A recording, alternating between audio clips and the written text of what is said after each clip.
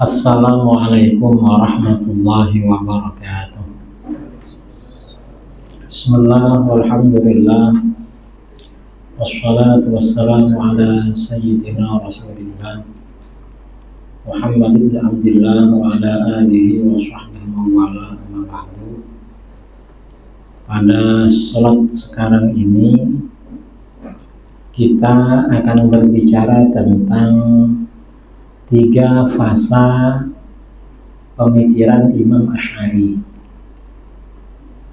realisasi pemikiran Imam Abul Hasan Al-Asy'ari.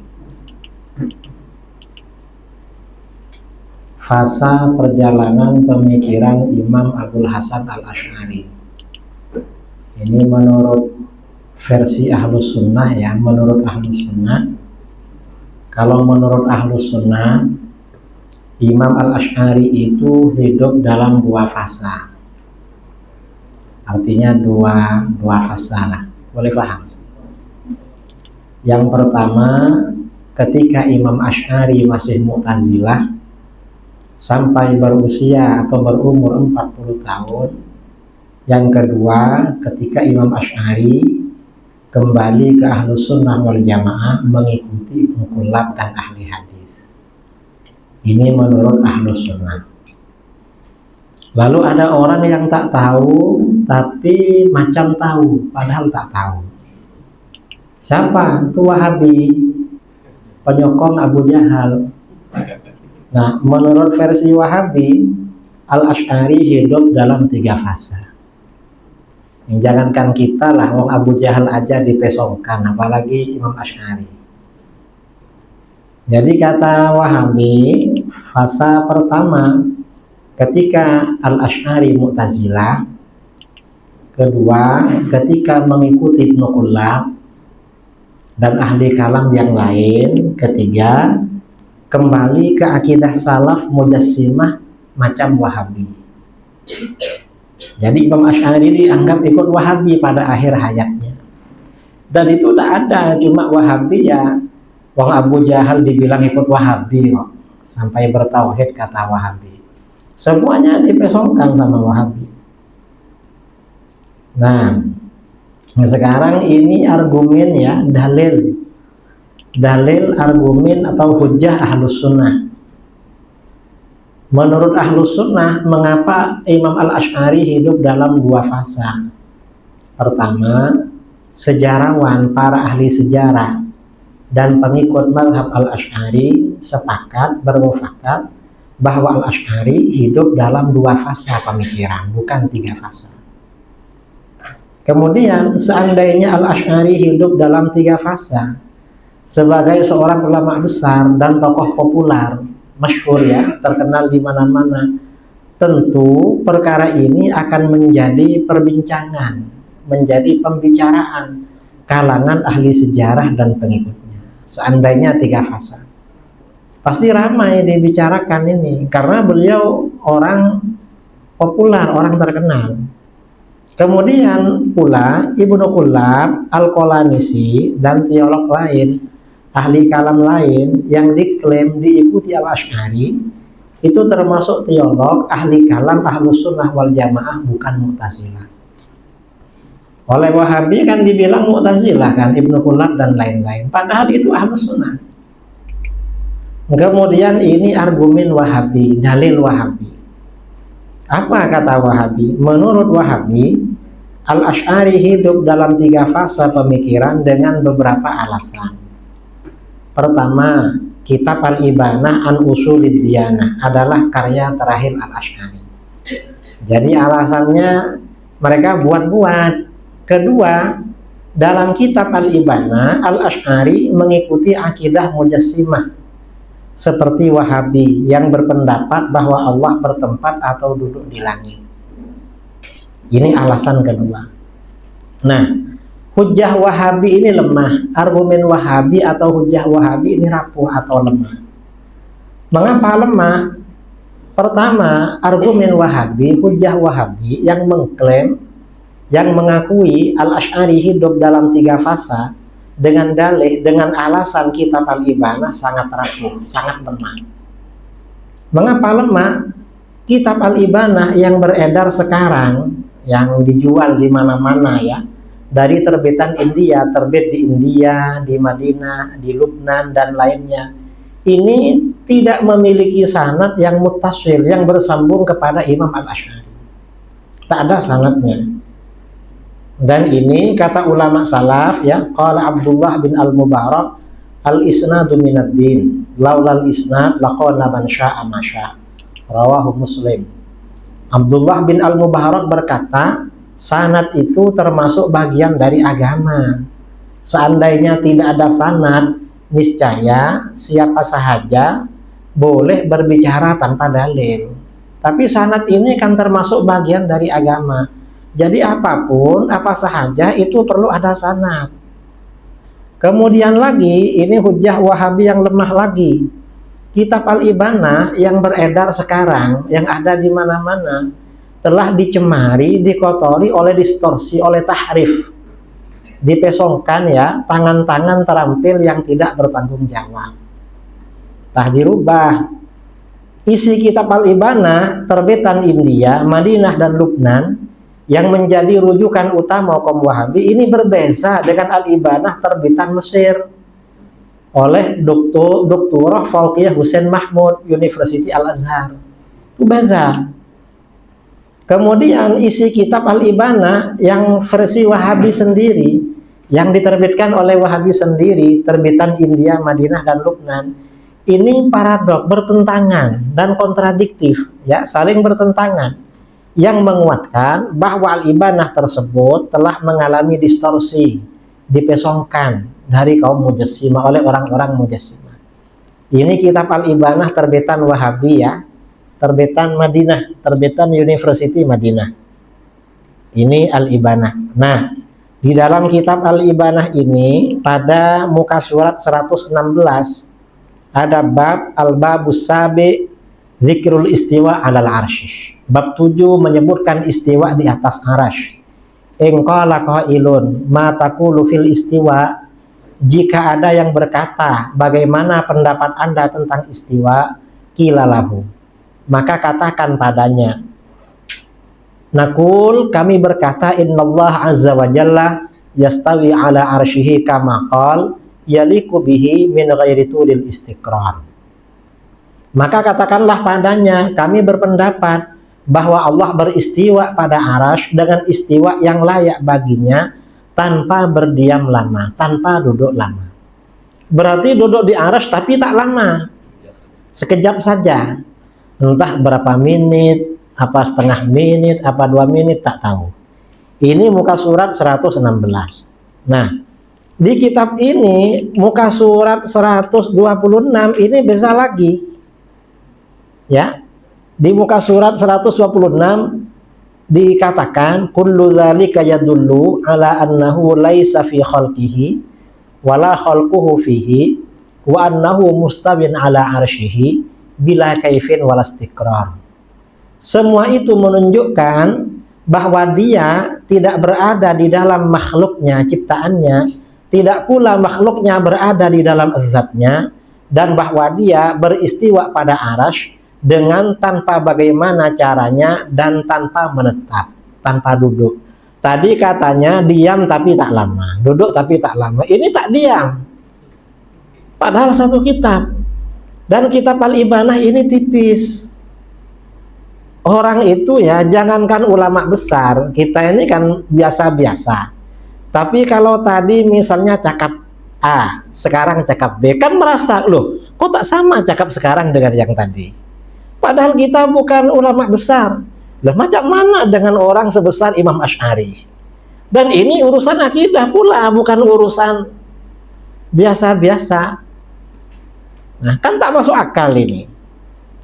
Nah, ini kitab Al-Ibanah yang versi Al-Azhar, yang terbitan Azhar, beza dengan itu.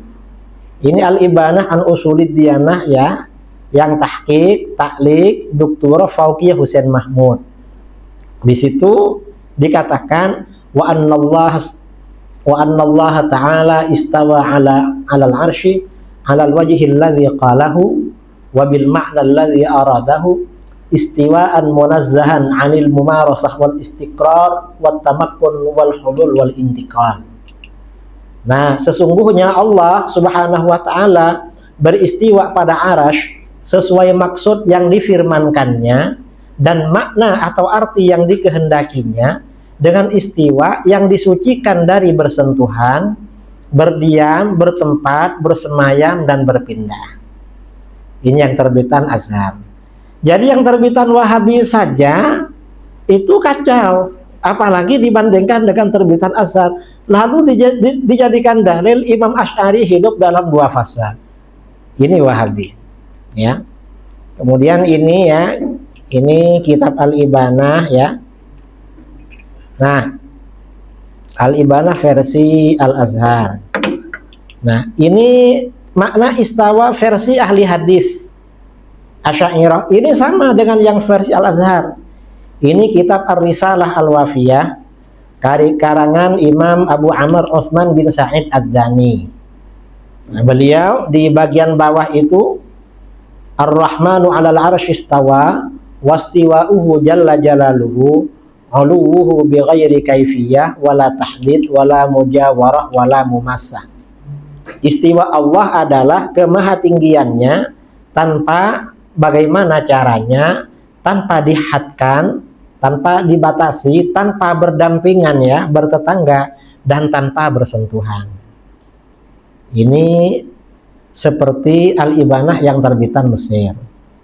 Kemudian lagi mana istiwa menurut ahli hadis ya, Imam Al-Baihaqi dalam kitab Al-I'tiqad wal Hidayah ila Sabilir Rasyad, beliau berkata, wa fil jumlah yajibu ayyu'lam anna istiwa Allah subhanahu wa ta'ala laisa bistiwa i'tidalin 'ani wijad wala istiqrarin fi makan wala mumassatin li syai'in min khalqih lakinnahu mustawin 'ala 'arsyih kama akhbar bila kaif bila ain bainun min jami'i khalqih. Kesimpulannya, wajib diketahui bahwa istiwa Allah bukanlah istiwa dalam artian lurus dari bengkok, bukan bersemayam pada suatu tempat, bukan menyentuh sesuatu dari ciptaannya, dari makhluknya, akan tetapi Allah beristiwa pada arasy seperti yang dihabarkannya, tanpa bagaimana caranya, tanpa di mana tempatnya, serta tidak menempati semua makhluknya. Ini versi ahli hadis. Ini menurut Wahabi, zat Allah itu terbatas, terhadkan. Ini dalam kitab Bayanu Talbisil Jahmiyah ya, karangan Syekh Ibnu Taimiyah, dia cakap juzuk 2 muka surat 109, wa qad sabata an a'immati salaf annahum qalu lillahi haddun wa anna dzalika la ya'lamuhu ghairuhu. Jadi di sini telah menjadi ketetapan dari para imam salaf bahwa mereka berkata Allah memiliki had, batas. Had tersebut, batas tersebut tidak diketahui kecuali tidak diketahui oleh selain Allah. Hanya Allah yang tahu. Ini kata Ibnu Taimiyah, Wahabi. Nah, Al-Ibanah yang diterbitkan oleh Wahabi menolak konsep Tuhan terhadkan. Ini Ibanah yang diterbitkan oleh Wahabi ya. Ini terbitan Mesir. Nah, di dalam kitab Al-Ibanah itu di atas jalla an ittikhadhis sawahib wal aulad wa taqaddas an mulabasatil ajnasi wal arjas laisat lahu suratun tuqal wala haddun yudrabu lahul misal.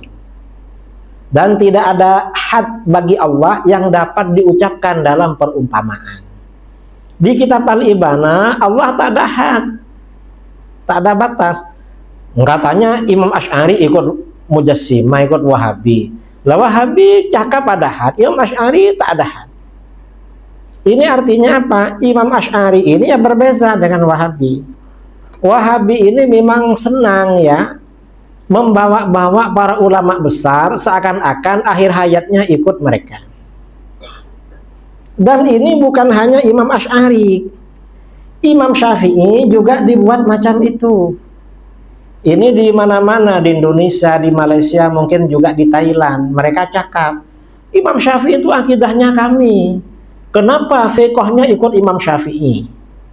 akidahnya Imam Asy'ari. Kenapa akidah tak ikut Imam Asy'ari? Loh, kami ini Ahlus Sunnah tahu, akidah imam kami tahu, akidah fiqh kami tahu. Kamu tak tahu. Wahabi ini tak tahu, tapi macam paling tahu. Abu Jahal dibilang bertauhid, dibilang beriman, tak sesuai dengan Al-Quran. Wong sama Abu Jahal aja tak tahu, macam mana dengan Imam Asy'ari, dengan Imam Syafi'i? Kan lebih tak tahu. Wong Abu Jahal itu diterangkan di dalam Al-Quran, mereka tak tahu.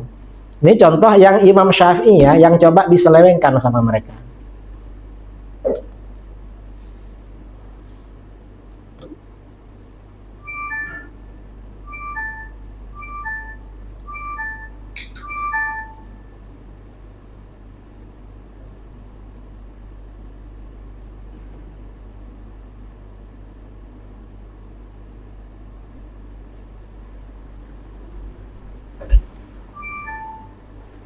Jadi ini akidah Imam Syafi'i dan kebohongan Wahabi. Ini tujuan keji Wahabi. Kesimpulannya macam mana? Ini dulu videonya Wahabi. Videonya Wahabi ya. Nah, videonya saya buang. Karena kalau tengok videonya Wahabi boleh sakit perut. Jadi kata Wahabi, umat Islam yang mengikuti mazhab Imam Syafi'i dalam bidang fiqh, akidah mereka berbeza dengan beliau. Ini kata Wahabi. Akidah orang-orang Wahabi mengikuti akidah Imam Syafi'i. Tentu saja hal tersebut merupakan kebohongan dan kebodohan Wahabi. Justru akidah mayoriti umat Islam dari 4 mazhab itu sama dengan akidah Imam Syafi'i dan ulama salaf yang lain. Ini akidah Imam Syafi'i ya. Imam Syafi'i menolak tauhid al-asma wa sifat salafi Wahabi. Macam mana menolak? Ini ya, boleh dibaca, kelihatan. Keyakinan mendasar, keyakinan paling pokok setiap muslim, Allah itu maha sempurna secara mutlak, maha suci dari segala kekurangan, tidak menyerupai apapun di antara makhluknya, tidak perlu pada apapun. Dan apa sahaja di alam jagat raya ini pasti perlu kepada Allah. Demikian i'tiqad yang ditegaskan dalam Al-Quran, hadis dan dalil-dalil rasional, dalil akli. Dalam Al-Quran dan hadis terdapat nas-nas, dalil-dalil mutasyabihat serupa yang berkaitan dengan sifat-sifat Allah. Nas-nas atau dalil-dalil tersebut apabila diartikan secara literal atau zahir akan mengesankan atau menimbulkan kekurangan bagi Allah, seperti serupa dengan makhluk dan perlu pada sesuatu. Itu ayat-ayat mutasyabihat. Maka macam mana? Oleh karena apabila nas-nas, dalil-dalil tersebut diartikan secara zahir literal, mengesankan, menimbulkan kekurangan bagi Allah, sedangkan Allah itu maha sempurna secara mutlak, maka para ulama Ahlus Sunnah wal Jamaah dalam memahami nas-nas, dalil-dalil tersebut mengikuti salah satu dari 2 pendekatan, yaitu tafwid dan takwil. Kalau gak tafwid, takwil. Kalau gak takwil, tafwid. Ini tafwid artinya menerima dan mengimani nas tersebut, dalil tersebut, serta menyerahkan arti yang sebenarnya kepada Allah dengan tanpa tasbih, tanpa menyerupakan Allah dengan makhluk, dan tanpa takyif, tanpa menetapkan cara dan keadaan. Ini namanya tafwid. Sedangkan takwil artinya menerima dan mengimani nas tersebut, dalil tersebut, serta membawa dalil itu pada pengertian, pada arti yang benar menurut bahasa dan tidak bertentangan dengan tauhid. Ini takwil namanya. Sementara Wahabi, Salafi Wahabi mengartikan nas-nas, dalil-dalil mutasyabihat tersebut dengan hakikat arti literal atau zahirnya. Dengan arti zahirnya, sehingga melahirkan konsep tasbih, melahirkan ajaran tasbih, menyerupakan Allah dengan makhluk, tajsim, menjasmanikan Allah. Konsep ini mereka namakan dengan tauhid asma wa sifat. Nah, dengan konsep tauhid asma wa sifat ini, Wahabi membid'ahkan dan menyesatkan, menganggap sesat konsep tafwid dan takwil yang berlangsung sejak generasi salaf yang soleh. Alasannya tauhid asma wa sifat. Dalam konteks ini, dalam hal ini, Al-Imam Asy-Syafi'i radhiyallahu an mengikuti pendekatan tafwid dan takwil. Demikian ini boleh dilihat dengan memperhatikan kitab-kitab beliau dan riwayat-riwayat tentang penafsiran beliau Imam Syafi'i terhadap ayat-ayat Al-Quran sebagai berikut ini. Ini contoh ya pendekatan tafwid Imam Syafi'i radhiyallahu an. Artinya apa? Kita ini di dalam akidah ikut Imam Asy'ari bukan berarti tak sama dengan akidahnya Imam Syafi'i. Karena Imam Asy'ari ini kaedah-kaedahnya juga dari Imam Syafi'i dan imam-imam yang lain. Wahabi itu yang tak ikut imam-imam salaf. Ini tafwid menurut Imam Syafi'i. Dalam kitab Ar-Risalah. Ini kitab Ar-Risalah ya. Karangan Imam Asy-Syafi'i, kitab Ushul Fiqh. Di kitab Ar-Risalah bagian muqaddimah, Imam Syafi'i berkata, "Wala yablughul wasifuna kunha 'azamatihi alladhi huwa kama wasafa nafsahu wa fawqa ma yasifuhu bihi khalquhu." Orang-orang yang menyifatinya, menyifati Allah, tidak akan sampai pada hakikat keagungannya, di mana dia seperti yang telah menyifatkan zat-Nya dan di atas apa yang disifatkan oleh makhluknya. Ini belum diedit ya, karena tadi yang bagi soalan pada saya. Dan tadi malam Ustadz Husni sudah penat mau mengedit. Saya juga penat. Nanti diedit ya sama Ustadz-Ustadz sini, disalin bahasa Jawi. Nah, maksudnya macam mana? Siapapun, kata Imam Syafi'i, siapapun tidak akan mampu mencapai hakikat keagungan Allah. Tidak akan mampu mengetahui hakikat keagungan Allah. Dan Allah masih di atas apa yang disifatkan oleh makhluknya. Ini namanya penyerahan diri kepada Allah tentang hakikat dan sifat Allah yang sebenarnya. Hal ini merupakan isyarat terhadap konsep tafwid. Ini di dalam kitab Ar-Risalah. Kemudian riwayat dari beliau, dari Imam Syafi'i dalam kitab Al-I'tiqad wal Hidayah ila Sabilir Rasyad, Imam Baihaqi meriwayatkan akhbarana Abu Abdillah Al-Hafiz. Kemudian qala Abu Muhammad qala li Muhammad bin Idris Asy-Syafi'i rahimahullah. Imam Syafi'i berkata, la yuqalu lil asli lima wala kaifa. Kata beliau, Al-Qur'an dan Sunnah tidak dapat ditanya mengapa dan bagaimana. Ini bagaimana caranya? Ini kan tafwid namanya. Al-Quran dan Sunnah. Ajaran-ajaran penting itu tak ditanya, ditafwid, diserahkan pada Allah.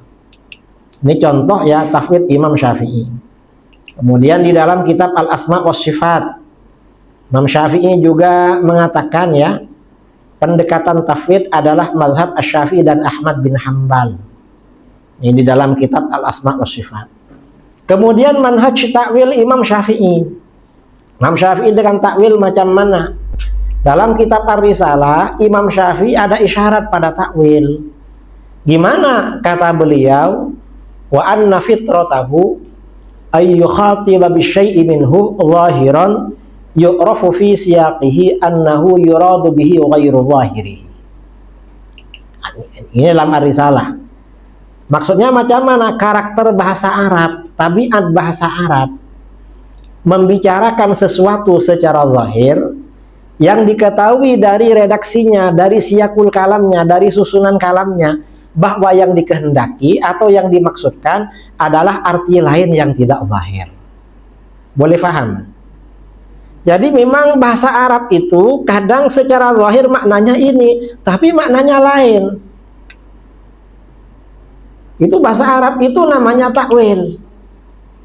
Jadi pernyataan tersebut sebagai isyarat terhadap kaidah takwil, yaitu lafal zahir, literal, tetapi dibawa pada arti yang lain.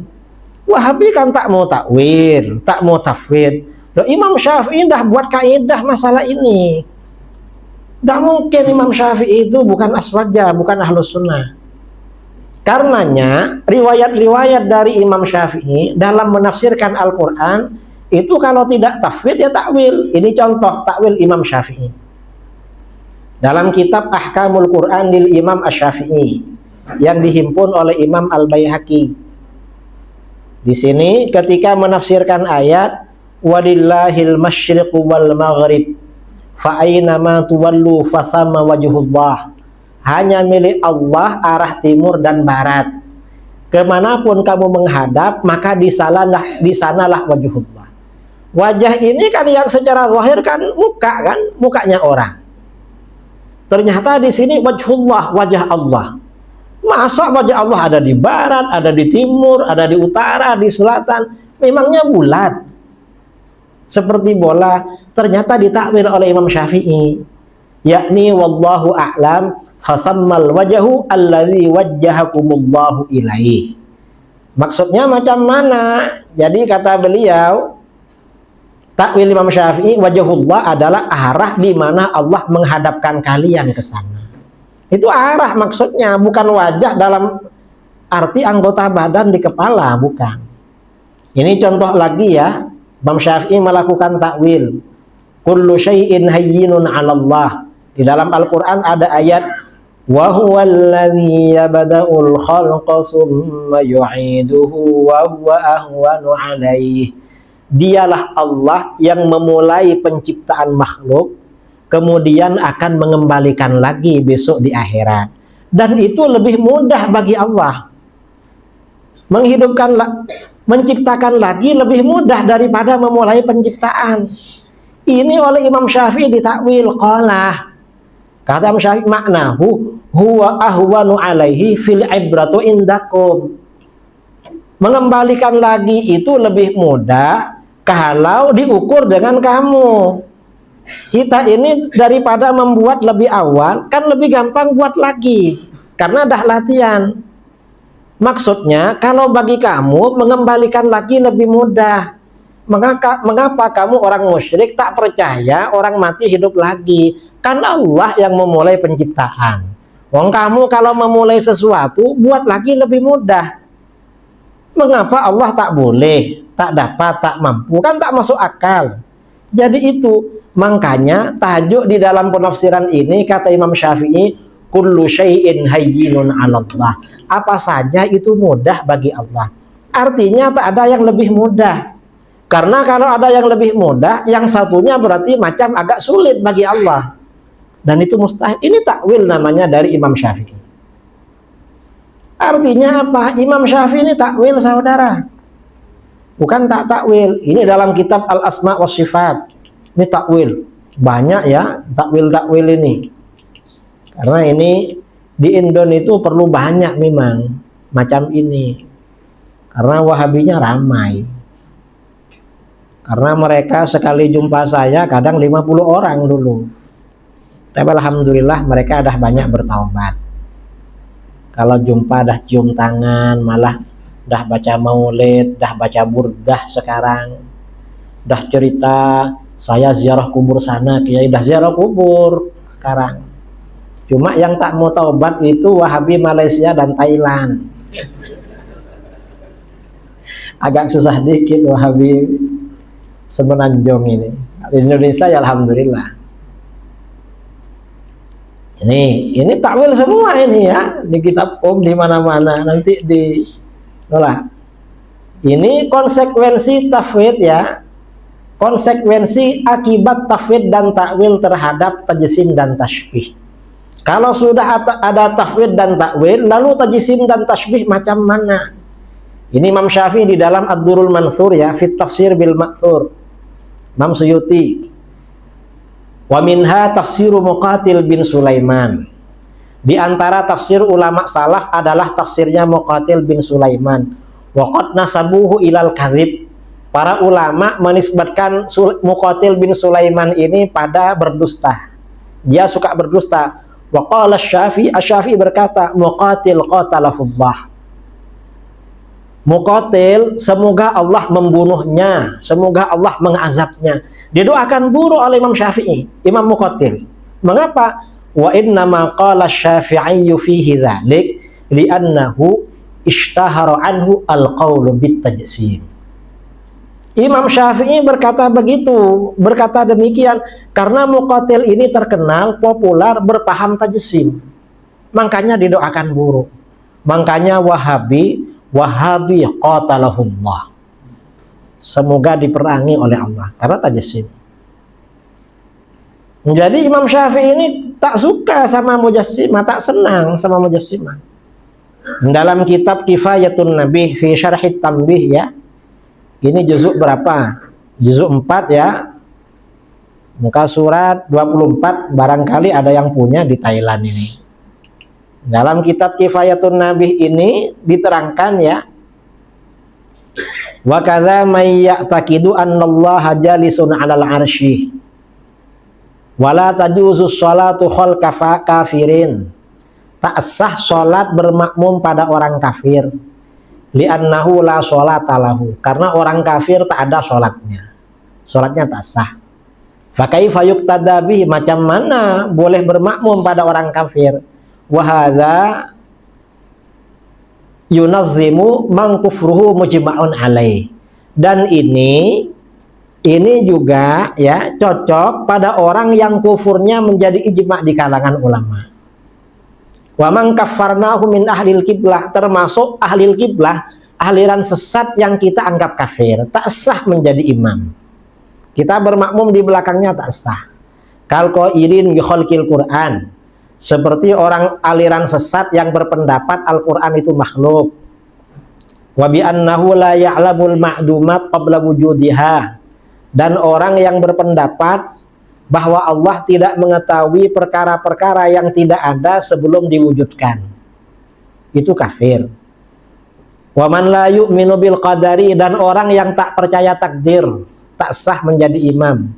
Wa kadza may ya'taqidu annallaha jalisun 'alal arsy, demikian pula tak sah menjadi imam orang yang beriktikad bahwa Allah duduk-duduk di atas arasy. Kama hakahul qadhi Husain huna an-nas Syafi'i, sebagaimana diceritakan oleh Al-Qadhi Husain dari nas Imam Syafi'i. Artinya macam mana tajsim dan tasbih ini berat saudara menurut Imam Syafi'i. Dalam Kifayatun Nabih ya. Jadi Imam Syafi'i mengkafirkan orang yang berpendapat bahwa Allah duduk di atas arasy. Kemudian dalam kitab Al-Asbah wan Nadhair, Imam Syafi'i berpendapat mengkafirkan orang yang berpaham tajsim, dikafirkan.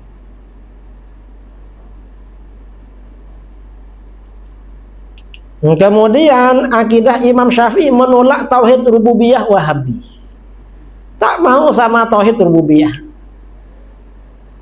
Jadi tauhid rububiyah yang tadi itu ya, ini dah dibentangkan lagi, diulang. Di mana Imam Syafi'i menolak tauhid rububiyah? Dalam kitab Ar-Risalah. Dalam kitab Ar-Risalah, muqaddimahnya Imam Syafi'i langsung menolak tauhid rububiyah. Macam mana? Alhamdulillahilladzi khalaqas samawati wal arda wa ja'alaz zulumati wan nur. Tsummal ladzina kafaru bi rabbihim ya'dilun. Kemudian orang-orang kafir itu menyamakan berhala-berhala dengan Rabb mereka. Kata orang Wahabi, orang musyrik itu bertauhid rububiyah. Enggak, ini kata Imam Syafi'i, mereka syirik rububiyah. Dan Imam ini ya menolak tauhid. Kemudian Wahabi, Imam Syafi'i juga menolak tauhid uluhiyah Wahabi. Apa tauhid uluhiyah Wahabi? Tauhid uluhiyah Wahabi ini kan anti tawassul, anti tabarruk. Gara-gara tauhid uluhiyah, tawassul syirik, istighatsah syirik, tabarruk syirik. Ternyata macam mana ini Imam Syafi'i? Imam Syafi'i bertawassul dengan ahlul bait. Berarti Imam Syafi'i menolak tauhid uluhiyah Wahabi. Dalam Manaqibul Imam Asy-Syafi'i karangan Imam Fakhruddin Ar-Razi, ada syair tawassul Imam Syafi'i, alun nabiyyi dzari'ati wa humu ilaika wasilati, arju bi an u'ta ghadan biyadil yamini sahifati. Ini bertawassul Imam Syafi'i dengan ahlul bait. Berarti kan menolak tauhid uluhiyah. Apa, macam mana artinya ini? Keluarga Nabi adalah perantaraku. merekalah wasilahku kepadamu. Esok hari aku berharap pemberian catatan amalku melalui tangan kananku. Entah boleh paham ini? Hah? Boleh ya, kan puisi. Ada pula puisi di Thailand. Pantun ya, pantun. Nah, Imam Syafi'i bertabarruk dengan orang soleh dalam tarikh Baghdad, berarti menolak tauhid uluhiyah. Dalam tarikh Baghdad ya, Imam Syafi'i bertabarruk dengan Imam Abu Hanifah dengan berziarah ke makam beliau dan berdoa di sana bila mana ada hajat. Sami'tu Syafi'i yaqul inni la atabarraku bi Abi Hanifah wa aji'u ila qabri fi kulli yawmin yakni zairan fa idza aradat li hajatun shallaitu rak'atain wa ji'tu ila qabri wa sa'altu Allah ta'ala al hajah indahu fama taqudhanni hatta tubta. Artinya Imam Syafi'i ini menolak tauhid uluhiyah. Lalu ada Wahabi cakap, jangan ikut Imam Syafi'i dalam fiqh, akidahnya ikuti. Loh, akidah yang mana? Kita ini akidahnya ikut Imam Syafi'i, fiqhnya ikut Imam Syafi'i. Imam Asy'ari ini hanya membentangkan lebih luas akidah para ulama salaf. Bukan berarti ulama salaf tak punya akidah atau itikadnya macam Wahabi. Salah Wahabi masalah ini. Gini Imam Syafi'i bertabarruk dengan orang soleh ya. Syafi'i bertabarruk dengan air rendaman baju Imam Ahmad bin Hambal. Jadi Imam Ahmad pada waktu dipukul ya, di penjara pada masa Khalifah Al-Mu'tasim, Al-Ma'mun, Al-Mu'tasim dan Al-Wathiq, lalu keluar pada masa Al-Mutawakkil. Kemudian baju yang habis dipukul dibawa ke Imam Syafi'i, dibagikan pada murid di An-Naqal ya. Imam Syafi'i minta bajunya direndam, nanti beliau dibagi airnya nanti untuk usap-usap tabarruk. Wahabi kan syirik macam itu. Tauhid rububiyah nah bersambung. Ini saya kira ini ada masa 10 menit lagi. Mungkin ada yang mau bagi soalan atau macam mana? Ada soalan?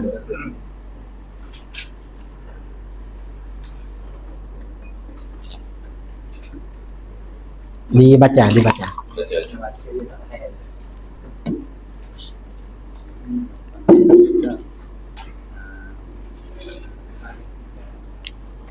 Hah? Dua persoalan. Baca. Dua persoalan yang telah kasihkan sebagai persoalan awal ini plus kesimpulan akhir. Apakah jawaban kita hari sunnah berjamaah terhadap tuduhan Wahabi di dalam kitab berjanji seperti turun Asia daripada langit menjadikan bidang Asia daripada langit ke bumi untuk sebagai pemegang peranakan itu. Oh, Siti Asiyah turun. Asia turun. Salah pertama. Soalan kedua, 3 soalan. Kedua, adakah boleh beramal dengan hadis Man azzama maulidi hadza. Ya. Dan yang ketiga, ilmu Kalam. Ilmu kalam yang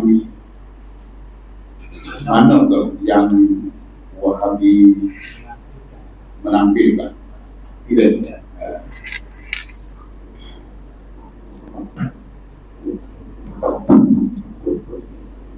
Kalau Siti Asiyah yang turun pada waktu Siti Aminah melahirkan itu kan dalam mimpi, turun dari langit. Namanya mimpi. Macam mana waktu itu mimpi? Dan itu riwayatnya ada. Riwayat dalam kitab-kitab sirah Nabawiyah itu ada. Coba tengok ya di kitab sirah Nabawiyah yang agak besar tentang mimpi itu. Itu Syaraful Mustafa karangan Imam Abu Sa'ad An-Naisaburi. Ada di situ, insya Allah ada. Atau di kitab Syarah Al-Mawahibul Laduniyah, atau di syarahnya Barzanji. Al-Qaulul Munji ala Maulidil Barzanji, itu ada keterangan-keterangannya. Banyak keterangan macam itu. Kalau Wahabi cakap, masa tak percaya turun dari langit? Itu kan mimpi. Kalau mimpi itu kadang-kadang saya tidur di Patani, mimpi ada di Sumatera, ada di Indonesia. Mimpi gimana? Macam mana orang ada di Patani? Kok mimpi? Ini mimpi ditanya. Mimpi itu ya gimana saja. Yang kedua, kalau itu memang bukan mimpi, bisa saja terjadi. Mengapa? Karena arwahnya orang-orang yang suci, satu riwayat kan ada di atas memang. Ya turun ke bawah. Orang-orang mukmin, innal abrar lafi 'illiyin wa innal fujjar lafi sijjin. Kan sebagian tafsir itu kan ada di atas memang. Entah ada di mana di atas. Itu soalan yang pertama. Soalan yang kedua, man azzama maulidi hadza kuntu syafi'an lahu yaumal qiyamah. Ini memang disebutkan di dalam kitab Syaikhu Masyayikhina Syekh Nawawi Banten. Cuman kata ulama-ulama sekarang, ulama-ulama kita ini tidak sahih dan kemungkinan maudhu. Jadi karena palsu maudhu mungkin tak payah disampaikan. Cari yang sahih-sahih lah, masih banyak yang sahih. Boleh yang sahih-sahih. Kemudian ilmu kalam manakah yang Wahabi menafikan? Ya pokoknya Wahabi tak tahu ilmu kalam, pokoknya tak mau. Padahal ilmu kalam itu dasarnya juga Al-Quran. Ilmu kalam. Makanya Imam Asy'ari menulis kitab bertajuk Risalah fi Istihsanil Khawd fi Ilmil Kalam. Risalah tentang bagusnya mendalami ilmu kalam. Jadi mendalami ilmu kalam, kata Imam Asy'ari itu bagus. Mengapa bagus? Teori-teori ilmu kalam itu ada di dalam Al-Quran. Teori-teorinya itu. Contohnya macam mana?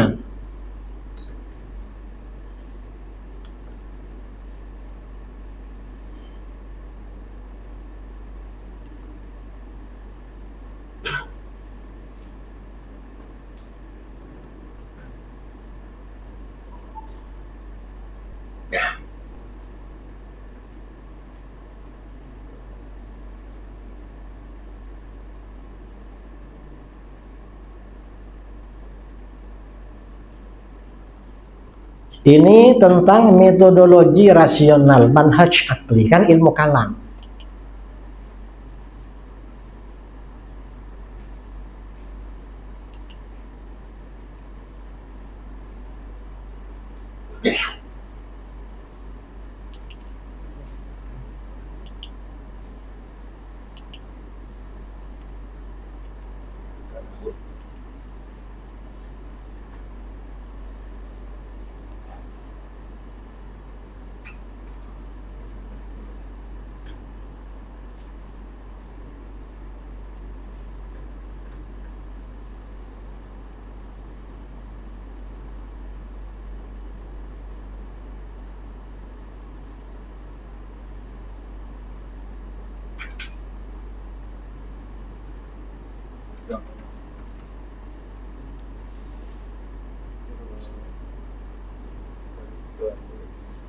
Ini mungkin karena masa mau habis, tak mau ini.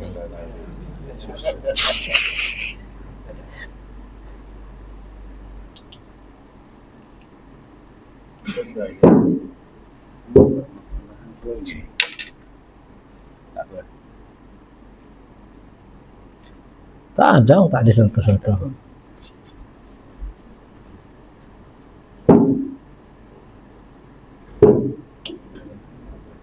Dan Syekh Ibnu Taimiyah itu ahli kalam. Ibnu Taimiyah itu akhir hayatnya bertaubat dari fahaman melawan Imam Asy'ari. Bahkan itu 20 tahun sebelum meninggal, Ibnu Taimiyah dah mengajarkan kitabnya Imam Ar-Razi, Taksisut Taqdis. Karena itu sebagian ulama Hanabilah macam Imam Ibnu Rajab belajar kitab Taksisut Taqdis kepada Ibnu Taimiyah karena sudah bertaubat.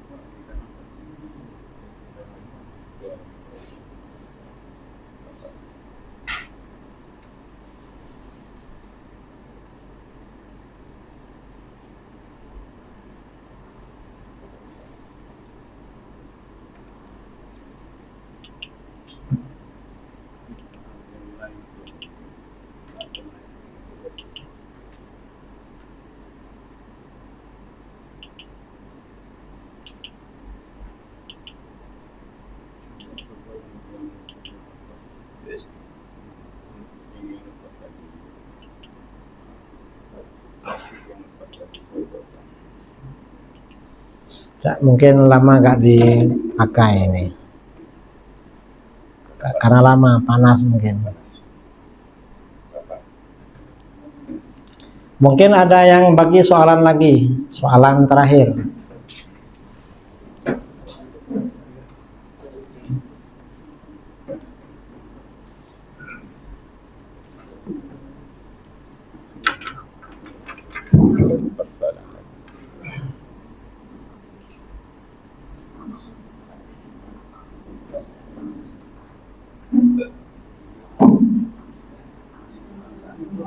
Assalamualaikum warahmatullahi wabarakatuh.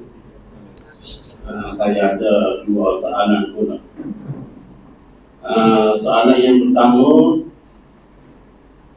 tuduhan Wahabi kepada Imamul Haramain akhir taubat daripada ilmu kalam.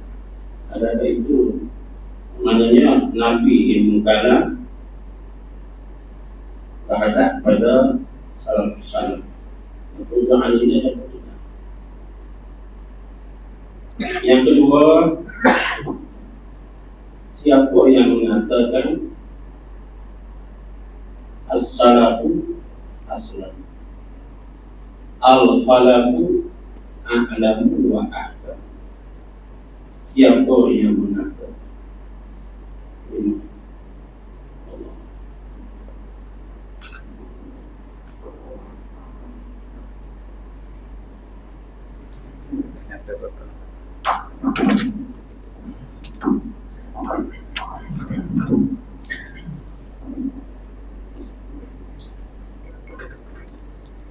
Memang ada isu-isu yang coba disebarkan oleh Wahabi tentang mazhab Ahlus Sunnah. Di antaranya beberapa imam Ahlus Sunnah itu dibilang bertaubat dari mazhab Asy'ari. Contohnya seperti Al-Imam Abu Muhammad Al-Juwaini, kemudian Imamul Haramain, Imam Fakhruddin Ar-Razi, dan lain-lain. Setelah kita tengok, ternyata tak ada riwayat bertaubat. Kadang-kadang itu memang perkataan seseorang ketika akan meninggal dunia, melepaskan diri dari amalnya, hanya mengharapkan rahmat Allah. Dan itu tidak hanya dilakukan oleh ahli kalam, ahli hadis ada yang begitu. Ada ulama ahli hadis, gurunya Imam Ahmad, namanya Hisham bin Hasan. Ketika akan meninggal, kata beliau, mali walil hadis, laitahu lali wala alai. Apa saya ini ngajar hadis? Seandainya aku tak dapat pahala dan tak dapat dosa, enak tak ngajar hadis. Itu kan bukan berarti bertaubat dari hadis kan. Beliau itu ada kekhawatiran selama mengajar hadis tak ada ikhlas, bukan bertaubat, sama dengan itu. Dan itu biasa macam itu. Bukan berarti meninggalkan ahli kalam, ya enggak. Cuma memang disalahfahami oleh Wahabi. Wahabi salah faham macam itu. Jangankan itulah. Saya ini, ceramah saya di mana-mana sering dipotong sama Wahabi. Padahal saya masih hidup. Saya ini sering di Indonesia ceramah di mana, Pak Kiai, katanya Pak Kiai berpendapat macam ini. Dari mana ini videonya? Nah, itu kan dipotong. Saya masih hidup sudah dianggap bertaubat sama Wahabi. Coba cari di YouTube Idrus Ramli bertaubat misalnya, pasti ada itu. Ya, apalagi ulama-ulama dulu. Wong Abu Jahal aja dibilang bertauhid rububiyah, apalagi kita. Mereka ini memang salah paham terus. Makanya mereka disebut salafi. Salafi itu artinya salah fikir. Jadi pikirannya salah terus. Mereka disebut Wahabi, wawasannya hanya bid'ah, tak ada lagi. Makanya Wahabi. Kita ini namanya Ahlus Sunnah wal Jamaah. Saya kira itu. Terus satunya apa lagi? Dah.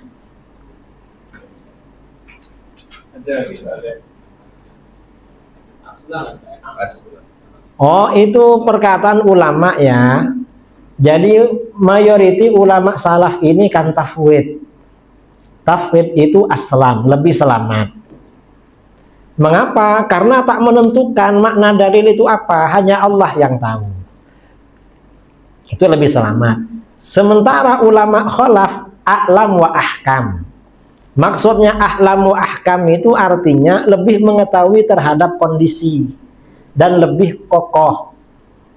Memang kata para ulama, kalau umat Islam ini dikhawatirkan terpengaruh tajsim dan tasbih, maka ditakwil. Kalau khawatir umat Islam ini terpengaruh dengan tajsim dan tasbih, maka ditakwil agar selamat. Itu namanya ahkam, bijaksana namanya.